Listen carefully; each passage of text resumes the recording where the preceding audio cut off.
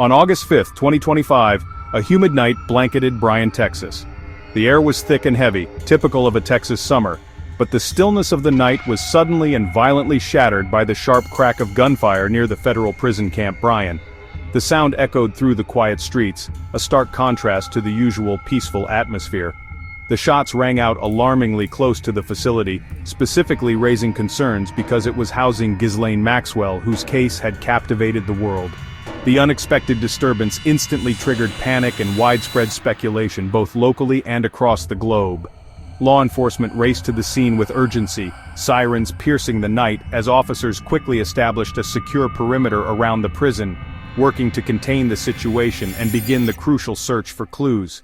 Inside the prison walls, an immediate lockdown was initiated, with staff urgently accounting for every inmate to ensure everyone was present and safe, especially Maxwell, given the circumstances. The world's attention was immediately snapped to this quiet Texas town, a place now thrust into the center of a major news event. The incident fueled a frenzy of rumors ranging from potential assassination attempts to elaborate rescue missions, each more sensational than the last. Maxwell's notoriety and the high-profile nature of her case meant that any incident occurring near her was instantly amplified into global news, sparking international concern and debate. Online, a storm of theories exploded across social media platforms and news websites. Was this a carefully planned warning, a targeted hit, or perhaps a botched escape attempt gone wrong? The possibilities seemed endless. The reality of the situation was still unclear amidst the chaos, but the stakes involved were undeniably high and demanded immediate attention. Police and federal agents meticulously swept the surrounding area, carefully searching for any trace of evidence, potential suspects, or clues that could shed light on the events that had unfolded. The once tranquil and unassuming setting of Bryan, Texas, was now transformed into the epicenter of a potential international crisis, its peace shattered. For Maxwell, the unsettling event underscored her unique vulnerability and the constant threats surrounding her, suggesting that even behind the supposed safety of bars, danger was never truly far away. The incident also exposed the inherent risks associated with housing such a high-profile and controversial inmate in what was classified as a low-security facility. As dawn slowly approached, casting a pale light over the scene, the community and the world at large waited anxiously for answers and a resolution to the unfolding drama. The familiar quiet of Bryan, Texas, had been irrevocably broken, replaced by a palpable sense of unease and uncertainty that would undoubtedly linger in the air long after the echoes of gunfire had faded into memory. The story, far from being over, was just beginning to unfold, promising more twists and turns in the days to come. Bryan, Texas is a typical American town, quiet, rooted in tradition and home to Texas A&T University. On its outskirts sits FPC Bryan, a minimum security federal prison, more camp than fortress. The facility houses non-violent female offenders with dormitory-style living and minimal barriers. Its design assumes trouble comes from within, not from the outside world. The arrival of Ghislaine Maxwell changed that perception overnight. Suddenly, a place built for rehabilitation became a potential target. The gunfire incident shattered the illusion of safety, exposing vulnerabilities no one had considered. Residents who once ignored the prison now saw it as a source of anxiety. The tranquil backdrop of Bryan was forever altered by the presence of one infamous inmate. The stakes for security, and for the community, had never been higher. Maxwell's transfer to FPC Bryan was controversial from the start. After her conviction, her lawyers argued for a low-security placement, citing her non-violent record and safety concerns. Critics called it a slap in the face to her victims, arguing her connections made her a unique risk. The Bureau of Prisons chose Bryan, igniting public outrage and media scrutiny. The facility, once obscure, became a magnet for attention. Staff faced new pressures, and the community braced for the unexpected. The decision, meant to keep Maxwell out of the spotlight, had the opposite effect. The stage was set for the chaos that followed.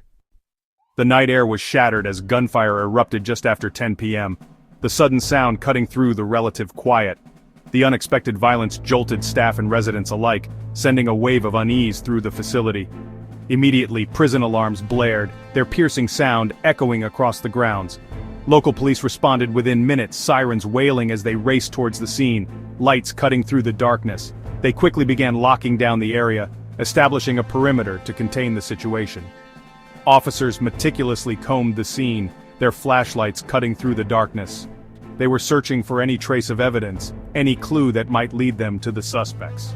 Surveillance footage revealed a dark sedan driving slowly past the prison in the moments leading up to the shooting. The footage showed a figure firing a gun from the window before the car sped off into the night.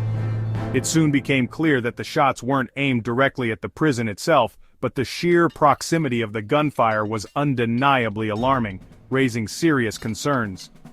Investigators quickly shifted their focus, moving away from the idea of a targeted attack on the facility.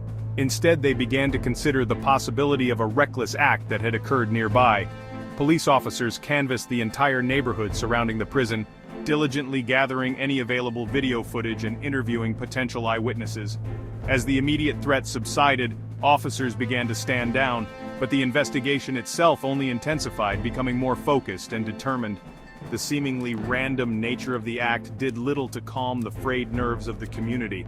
For both the prison and the surrounding residential community, the line separating a mere coincidence from a potential catastrophe felt precariously razor-thin. The unsettling incident immediately raised urgent questions about the adequacy of existing security measures and the overall level of preparedness. Even as the initial facts began to emerge from the chaos, a palpable sense of fear and rampant speculation continued to persist within the community.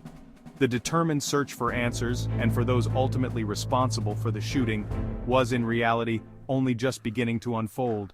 For neighbors like Daisy Perez, who had chosen this community for its peace and security, the sudden eruption of gunfire was a nightmare come true, shattering the illusion of safety they had so carefully cultivated. Instinct took over as she rushed her children to safety, her heart pounding with each echoing shot. The night air filled with the wail of sirens and the flashing of police lights, painting a chaotic scene against the backdrop of their once tranquil neighborhood. The presence of Maxwell Correctional Institution had always seemed distant, a separate world, until now, when its shadow stretched directly into their lives. Police went door to door, meticulously asking questions about the mysterious dark sedan and painstakingly collecting any available security footage that might offer a clue. The sense of safety and security that had defined the neighborhood was irrevocably shattered, replaced by a gnawing unease. Residents gathered in hushed tones, wondering if this terrifying incident was a harbinger of a new, more dangerous normal. The thought of a notorious inmate residing next door cast a long shadow, fueling their anxieties. Even after learning the prison itself wasn't the intended target, the underlying anxiety lingered, a constant reminder of their vulnerability. The incident brought into sharp focus the inherent risks associated with housing high-profile criminals in such close proximity to residential areas. It made those risks painfully real and deeply personal for ordinary families who had simply sought a safe place to raise their children. The community's relationship with the prison, and perhaps more broadly with law enforcement, was forever altered, marked by a newfound sense of distrust and unease. For Daisy and her neighbors, the eruption of violence served as a stark and unwelcome reminder. Their once quiet and predictable street was in fact not immune to the chaos and dangers of the outside world. The trauma and fear instilled by that night would linger long after the sirens faded, a memory that would not be easily forgotten. The collateral impact of Maxwell's presence, once a distant concern, had become all too real, a tangible threat to their peace of mind. As evidence mounted, police concluded the shooting wasn't aimed at Maxwell or the prison. Surveillance and shot trajectories pointed to a random act, possibly road rage or reckless gunfire. The dark sedan was likely driven by local troublemakers, not assassins. Still, the official explanation did little to quell online conspiracy theories. Many refused to believe it was coincidence, fueling rumors of cover-ups and secret plots. Law enforcement now faced two battles, finding the shooters and fighting misinformation. The incident, though not a targeted attack, was a serious crime. The search for the suspects continued, but the narrative had already taken on a life of its own. The world kept watching, hungry for answers, and for drama. The shooting left a lasting mark on Bryan and its prison. Security protocols were re-examined, and the wisdom of housing Maxwell in a low-security camp was questioned. Residents felt exposed, their trust in safety shaken. The incident fueled debates about justice, risk, and the power of conspiracy theories. Online, the story morphed into legend, overshadowing the mundane truth. Officials increased patrols and reassured the public, but unease persisted. The event became a case study in how fear and rumor can reshape reality. For Brian, the peace of a small town was gone, replaced by vigilance and uncertainty. The investigation continued, but the real impact was on public trust. The story of that night and of Maxwell's presence was far from over.